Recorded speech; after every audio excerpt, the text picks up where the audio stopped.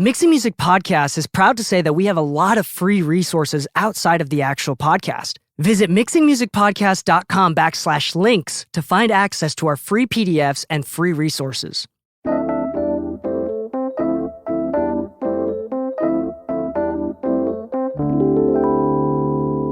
One, two, three. Hello and welcome back to the Mixing Music Podcast. I'm your host, Dee Kei, and today with me we have a very special guest, Gary Biddy. How are you doing today, Gary? I'm pretty good, man. Pretty good. I just now got back in the house from like a damn session my damn self. That's awesome. Yeah, Gary, thank you for joining us, Gary. I'm really excited for this episode.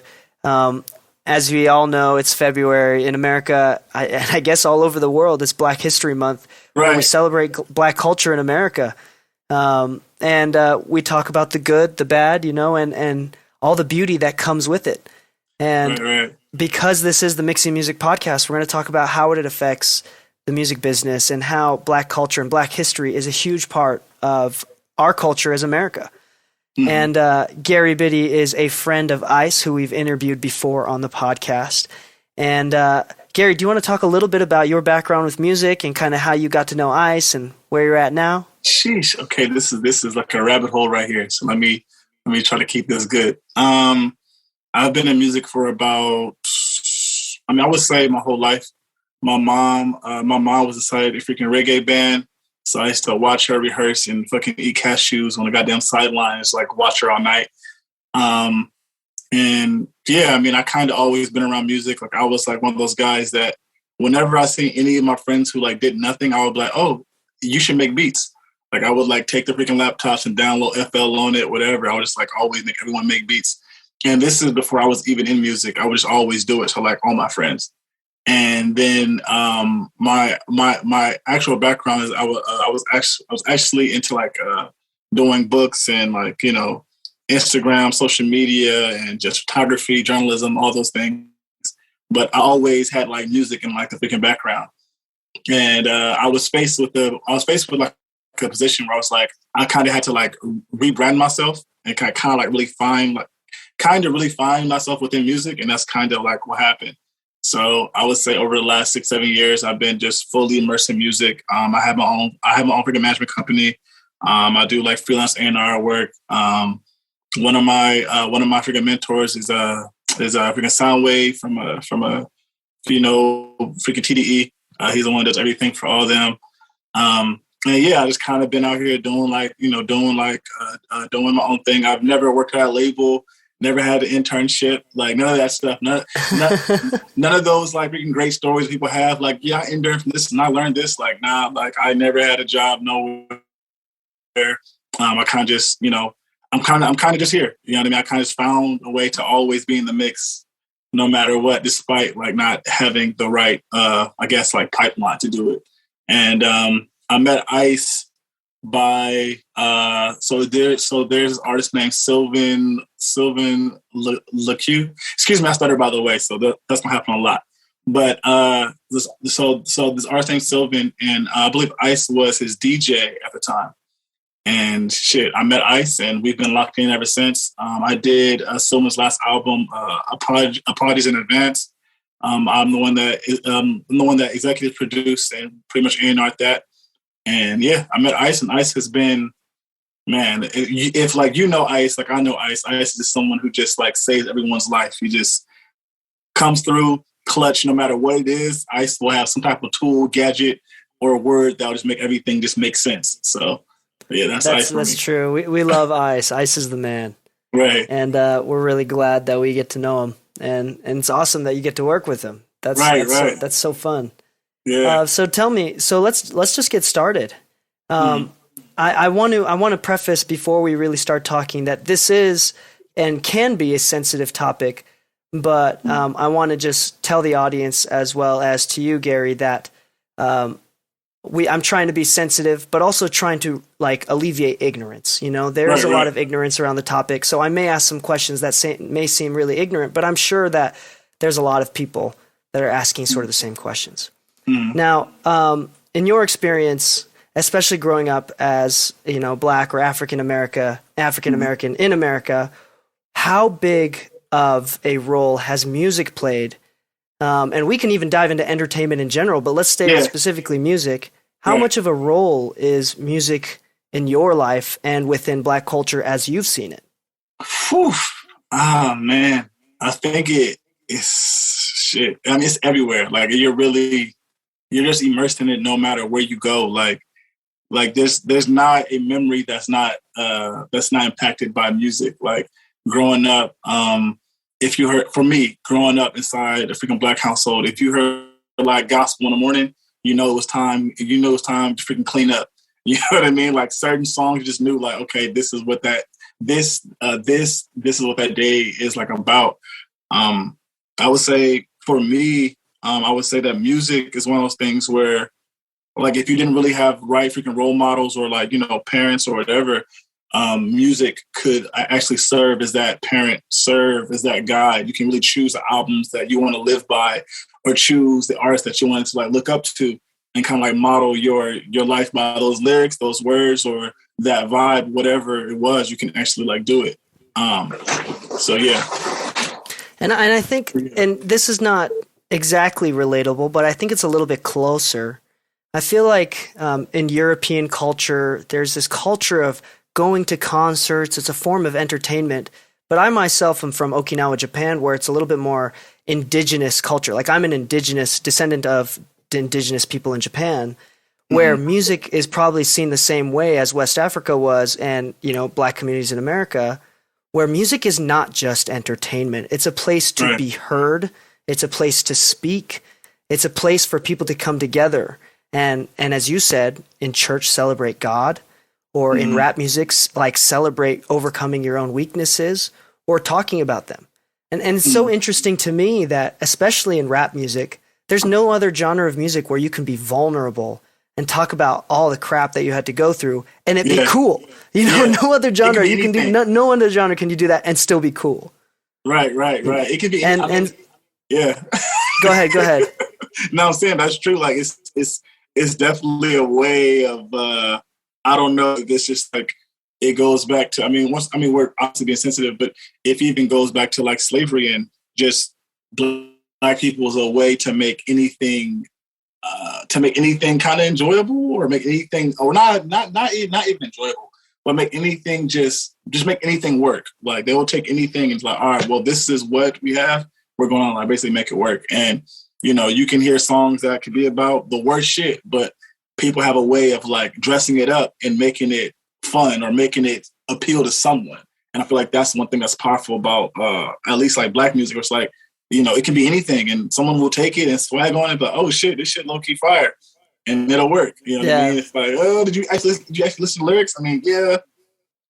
But there's something yeah. There's something beautiful about, you know, being slaves and still singing songs from the heart to make every day a little bit more livable. Like there's something super poetic about that. Right.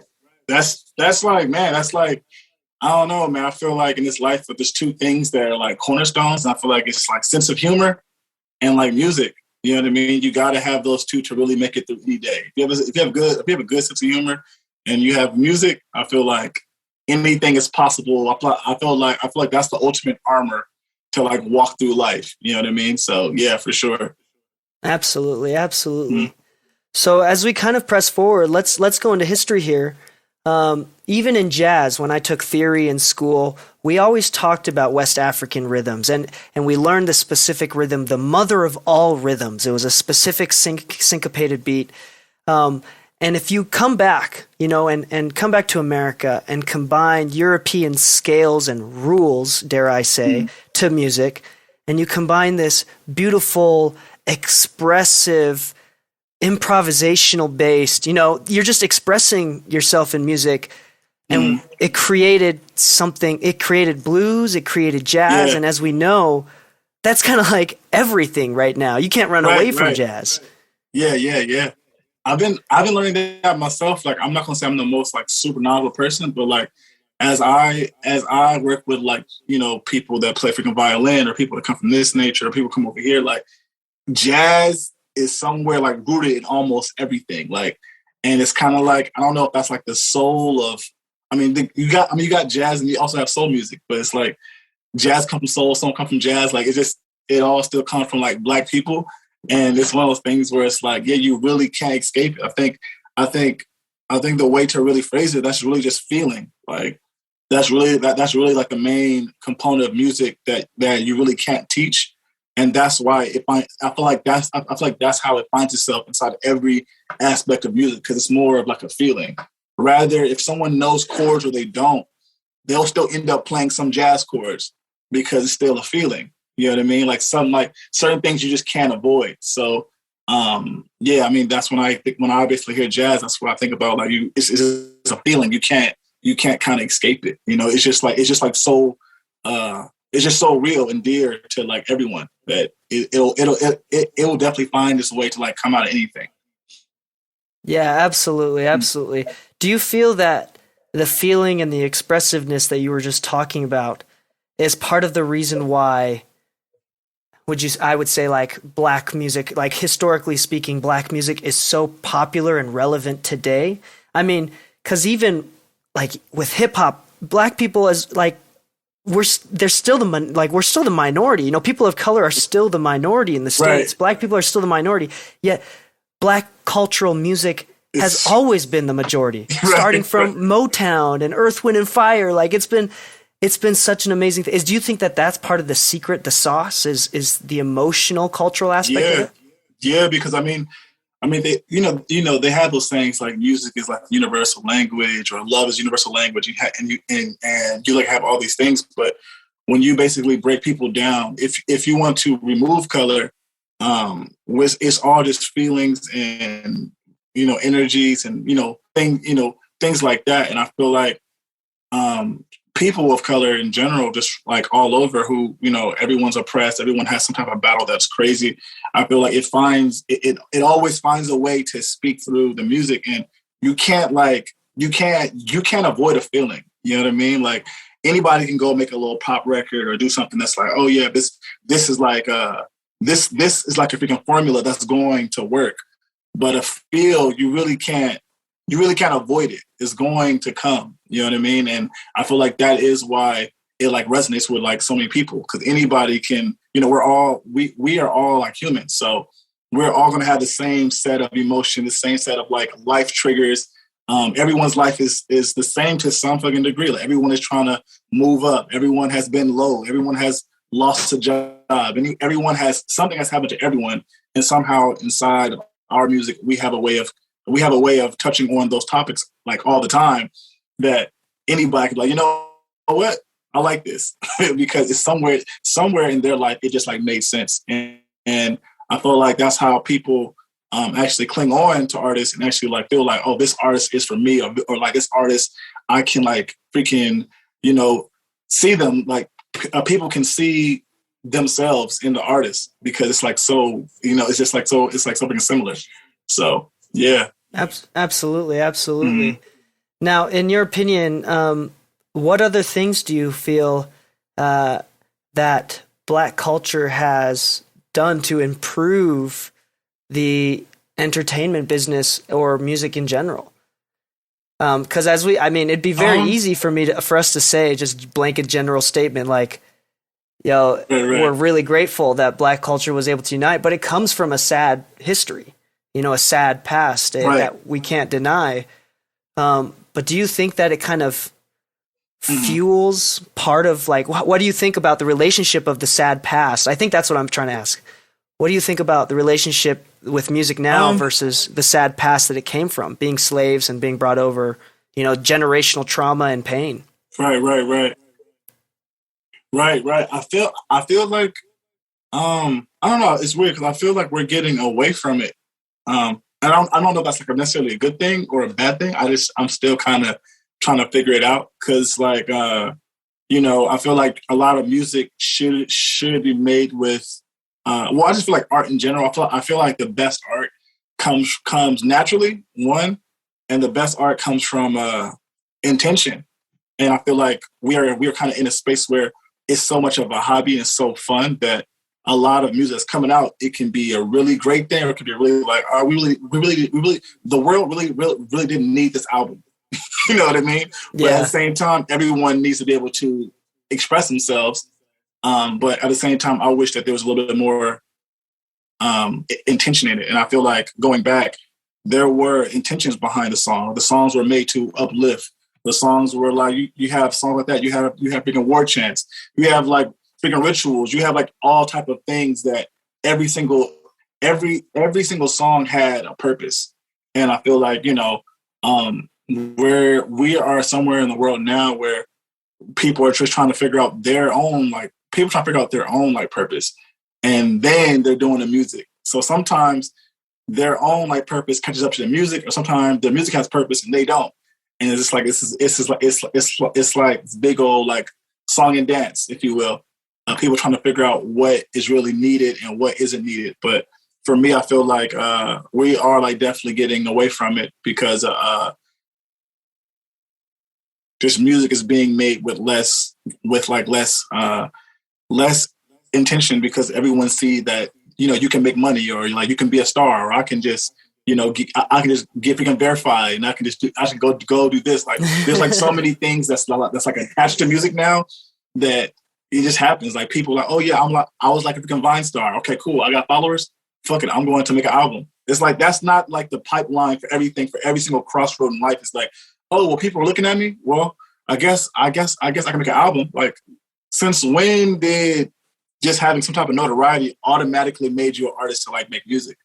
And I feel like that's kind of where we're getting away from those old like principles that kind of had build us up. If that's a long answer, my bad. No, yeah, absolutely. Thank you. It's so funny. We were just saying this before we started recording the show, but even if I were still living in Japan and I was working in the Japanese music industry, if you listen to music from the 80s, it's totally stolen and inspired by Quincy Jones, and even to today, it's like, it's very much jazz inspired and a lot of funk inspiration. And, I mean, not all of it, obviously. Japan still like loves reggae. Reggae is a very popular genre in Japan. Very influenced by black music, black culture.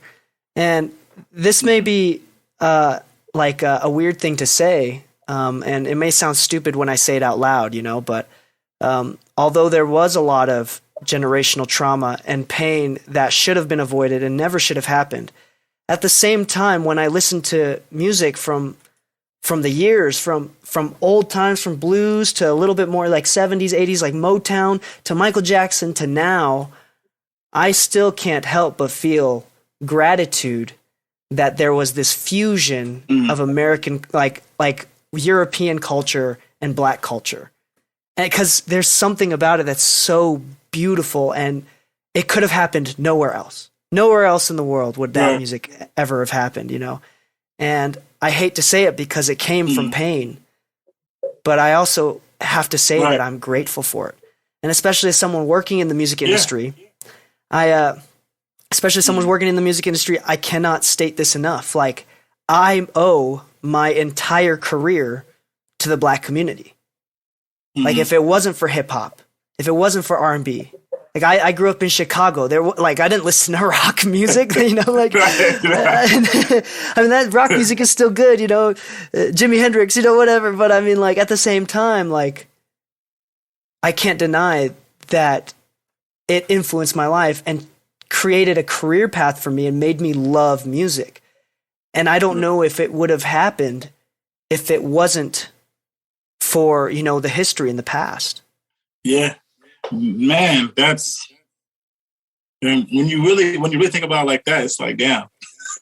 It's like, that's really like, because it sucks, like, straight up. Like, slavery's no joke. Yeah, right. Like, no, not at all. Like, systematic racism is no joke at all. Small scale, macro scale.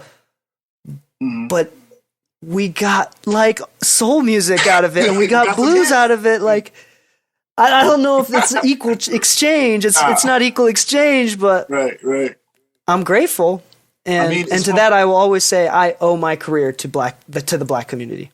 Right. I mean, it's crazy because I mean, I don't know if this is like veering off, but even me as a manager, like when I basically look at artists, I guess you could say that I am looking for the pain in the artist, where it's like what is the artist's narrative?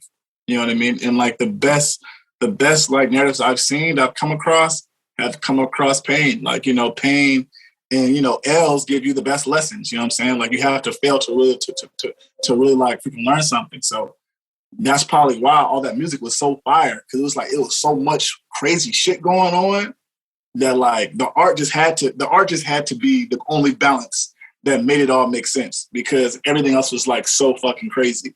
So I don't know. I mean, I feel like when I hear the word pain, I'm like, ooh, like not to be like, oh, this is exciting, but it's like, okay, this is going to help someone else. You know what I'm saying? Because if you are being that like vessel that can like speak on your pain, someone else is dealing with the same thing. And that's kind of why it goes back again. Like everyone can relate to it, you know? And if there's pain, there's also a freaking narrative. And if you know what you're doing, you're able to like convey that and make that thing bigger, you know? So, yeah, I feel like that's why the 80s and all that stuff was like so crazy, because there was so much going on back then. So, and probably now, I mean, we done went through Trump and some more shit. So I can only imagine the music that's going on right now, you know, that's actually soon about to actually come out now. So, yeah. Yeah, absolutely. Absolutely. And as we celebrate Black History Month in February, and to all the listeners that's listening right now, we'd like to invite you and challenge everyone here to post about it, to talk about it, to be open about it, to think, you know, to think where the thanks belong, you know, to go and pay respect to where the respects belong.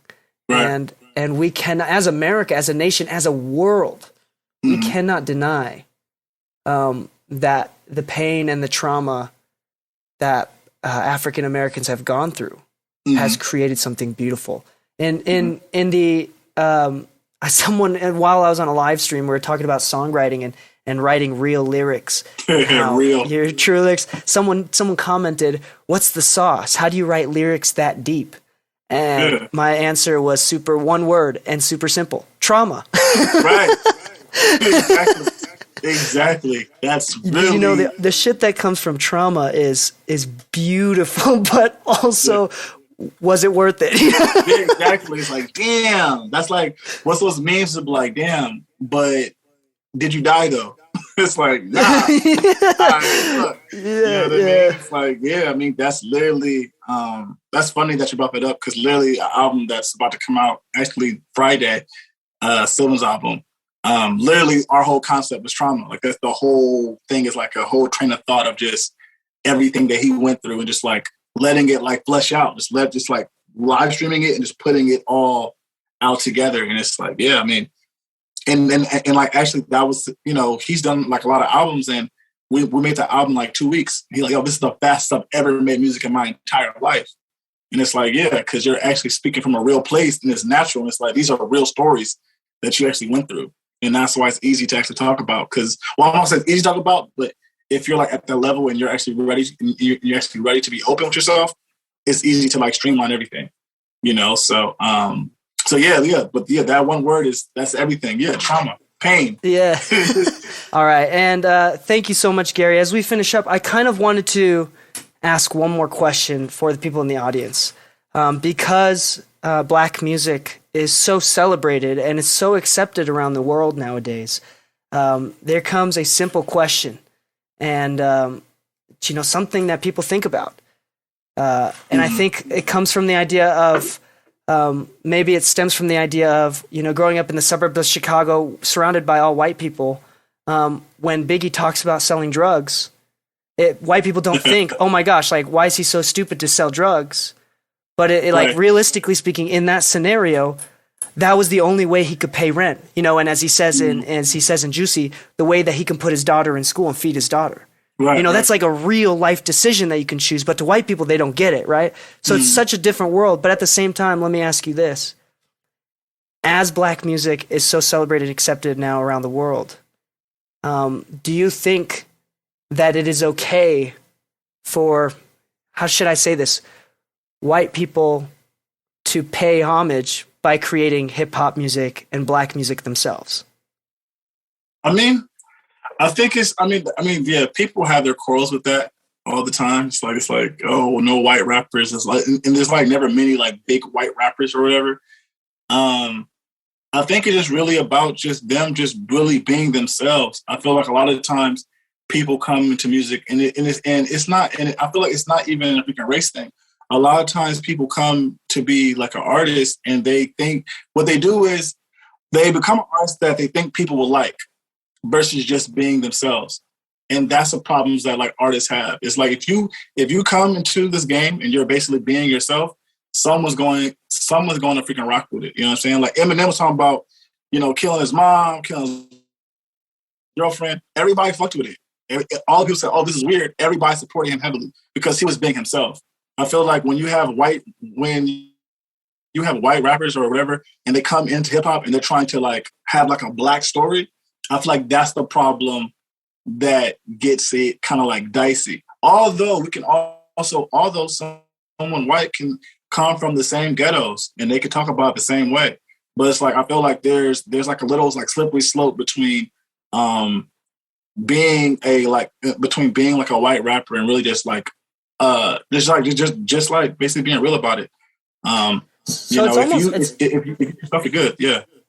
No, sorry, I don't mean to cut you off, but it sounds like it's more not about where the music comes from and the culture of the music, but it's more so about the honesty behind the music. Yeah. So it's not so much like, no, a white person shouldn't be ashamed to be rapping.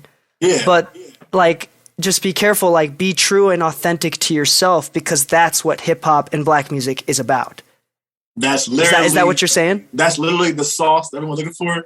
The sauce is being honest. Like that's really the sauce. No matter how corny it might sound, no matter how whatever sad, emo, the sauce is literally just being yourself. If you be yourself, people are going to like you. Just like dating. If you try to talk to a girl, be yourself. If you try to talk to a guy, be yourself. Like that's how people are going to buy into you. As people are like going to like you. When you go to interview for a job, it's like they tell you, be yourself.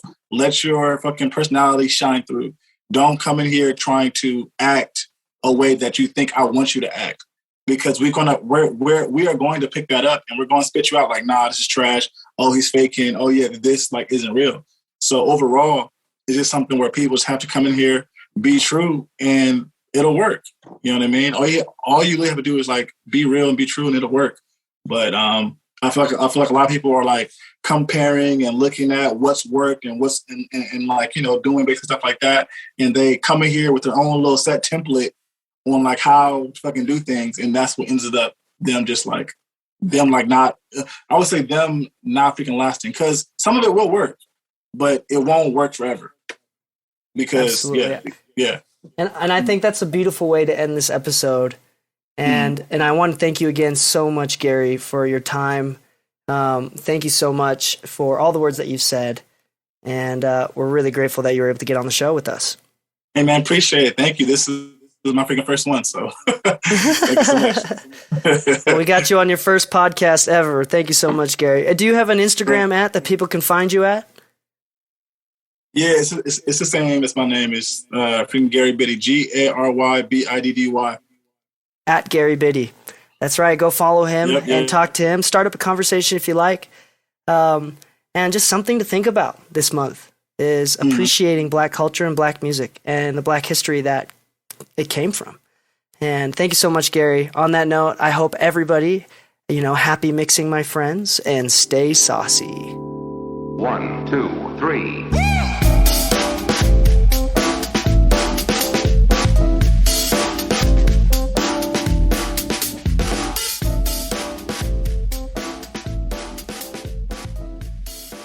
If you'd like to take advantage of my free guides and online videos, please check out links.dekeimixes.com. That's links.dekeimixes.com. The Mixing Music Podcast is supported by listeners just like you.